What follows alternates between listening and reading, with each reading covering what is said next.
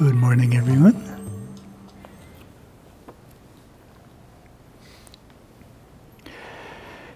This morning we're reading from Path to Shiva, lesson 44. What is yoga?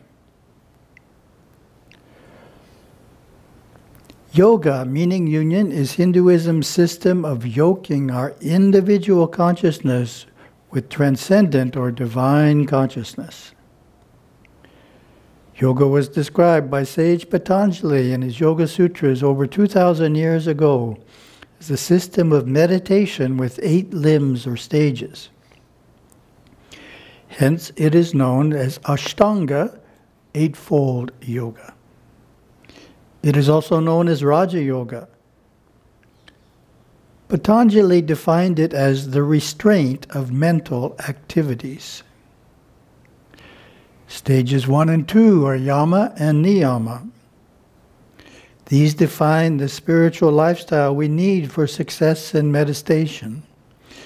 The third limb is asana, meaning seat or posture, learning to sit comfortably for long periods without moving. This is achieved through hatha yoga, the postures of which balance the energies of mind and body, promoting health and serenity. The fourth stage is pranayama, regulated breathing. This is the science of controlling prana, subtle energy, through breathing techniques. Stage 5 is pratyahara, withdrawing awareness from the senses, emotions, and thought.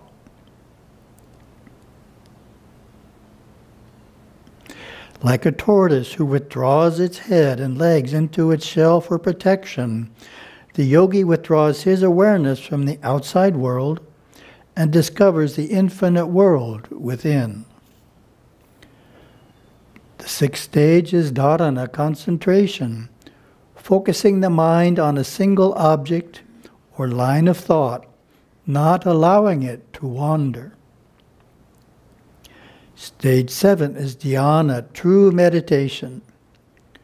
Gurudeva described it as quiet, alert, powerfully concentrated state wherein new knowledge and insight pour into the field of consciousness. A good meditation teaches us something new about ourselves or the world. The 8th and final stage is samadhi. This is the goal of yoga, a state in which the meditator and the object of meditation are one. Over time, specialized forms of yoga have been developed. For example, Kriya Yoga focuses on breath control, mantra and mudra. Karma Yoga transforms work into worship. Bhakti Yoga is union through devotion. And in some forms of Hatha Yoga, bodily perfection is the goal. Then we have Gurudeva's quote. If you just sit without moving and breathe, awareness is loosened from limited concepts and made free to move vibrantly and buoyantly into the inner depths where peace and bliss remain undisturbed for centuries.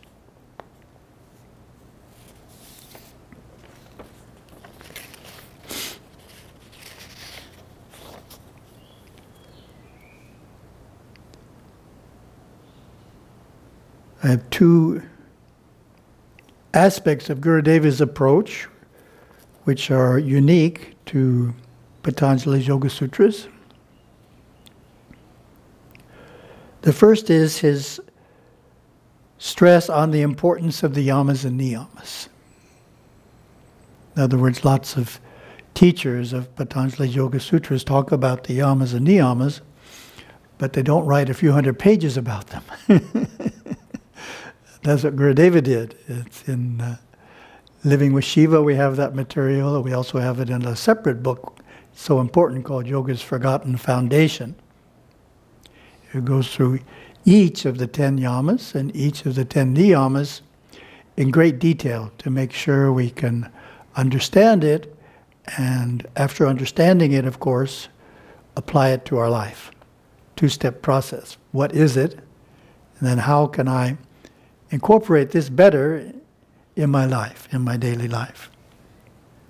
Very excellent material. As part of that, he stresses the niyamas, religious observances, and their relationship to cultivating devotion. This is right in Patanjali's Yoga Sutras. Patanjali talks about how we can achieve samadhi, which is the goal. He says, well, you can achieve it through consistent practice or devotion to Ishvara. He slips that in there. Devotion to Ishvara is a shortcut. Don't have to wait as long for samadhi. So devotion to Ishvara is a way you can achieve the goal of yoga, samadhi. And most teachers don't develop that idea. Because, of course, if you develop that idea, devotion to whom? And then you have the question of religion. Devotion to whom? So devotion to Ishvara. Who is Ishvara? Well, to us, of course, Ishvara is Shiva, because we're Saivites. And in our listing of the niyamas, we have 10, and the niyama that relates to that is Ishvara Pujana, which of course means performing our own puja. We don't stop at attending the puja in the temple as a way of cultivating devotion. We also learn to perform, meaning the family people learn to perform Atmarta Puja in the home shrine. So I look at it that we attend the puja in the temple, and that's a training, kind of an informal training as how to perform puja in our own home. One naturally leads to the other. And the goal of both is the cultivation of devotion.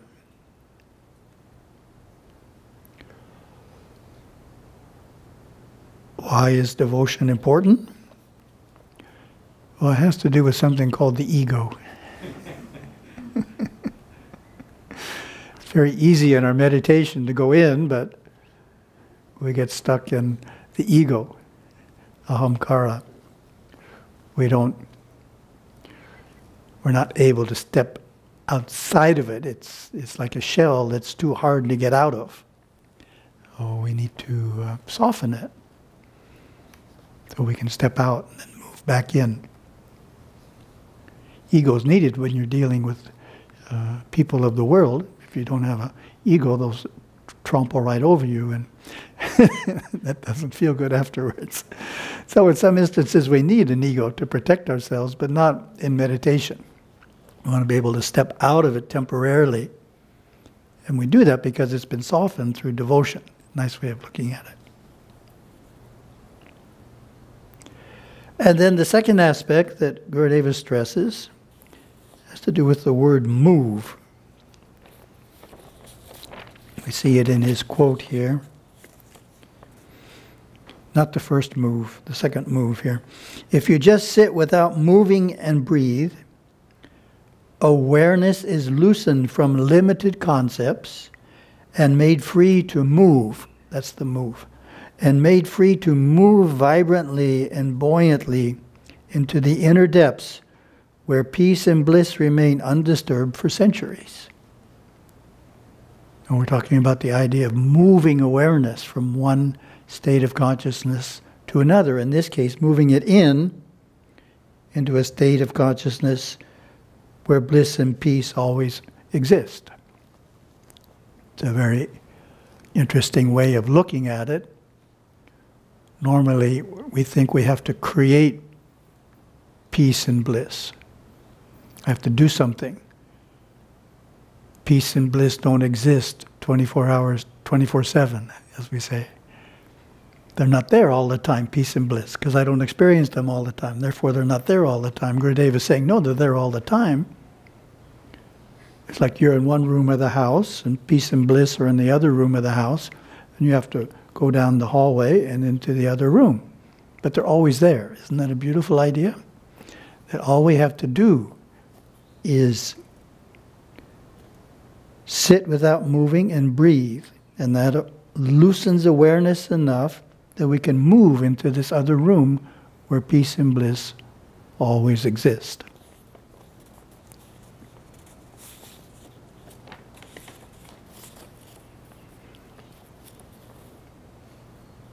When I did my study of Patanjali's Yoga Sutras a few years ago, I was pleasantly surprised to find how many times Patanjali makes that same point. I hadn't remembered, shall we say, that he did that.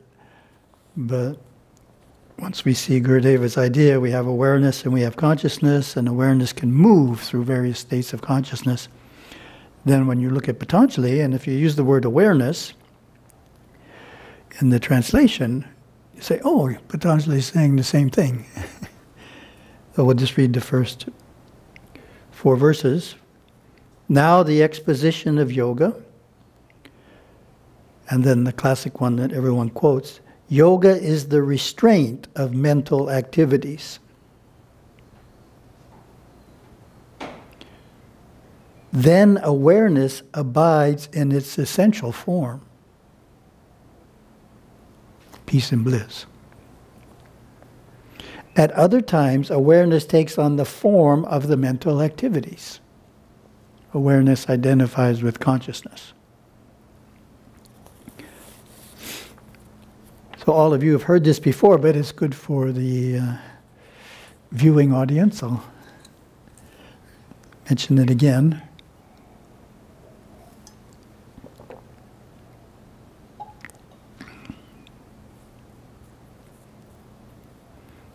Hold up the piece of paper and I say, I see the paper. Makes sense, right? Everybody says, I agree. Yes, I see the paper too. If I say, I am the paper, say, wait a minute. I don't think that I am the paper. Paper's over there and I'm over here. So we're taught that what we perceive outside of us is not us. That's just the common perspective. I see the paper. I am not the paper. But then when it comes to what's going on inside of us, we're not taught that. We say, I am happy. That's just like saying, I am the paper. I am happy, but the I isn't happy. Happiness is the state of consciousness in which the I is dwelling, I being awareness. So we haven't been taught a consistent way of looking. We look at the external, we're not what we see, but we look at the internal, and we think we are what we see. Or instead of saying, I am happy and I am sad, what we should be saying in Gurudeva's terminology is, I, as awareness, am in the state of consciousness of happiness, or I, as awareness, am in the state of consciousness of sadness. You can't say my awareness, because you are the awareness. That's you. So you have to say I, as awareness. I, as awareness, am in this state of consciousness, or that state of consciousness. And the beauty of what Gurudeva said is the word move, right? Move. If we don't like the state of consciousness we're in, what can we do? We can move. How do we move? Through sitting quietly and breathing. Very simple. So we can imagine a big house with all these different rooms, and each room is a different state of consciousness. So if we find ourselves in a state of consciousness in a room that we don't want to remain in the rest of the day, we have the ability to move. That's what Gurudeva is teaching us. We don't have to let life bounce us around. Like we're on a billiard table, we're one of the balls and boom, we went over here. Somebody did something outside of us, and then somebody else does something, and we end up going over there. Sometimes people live that way. First something at home happens and upsets us. Then we go out in the world. Something in the world happens and upsets us. We're just being bounced around by external events and ending up in different states of consciousness. Where Dave was saying, well, you don't have to do that. You have the power to move awareness at any time into another state of consciousness, into another room in the house. If you just sit down, don't move for a while and breathe. You can move your awareness to where you want it to be. Thank you very much. Have a wonderful day.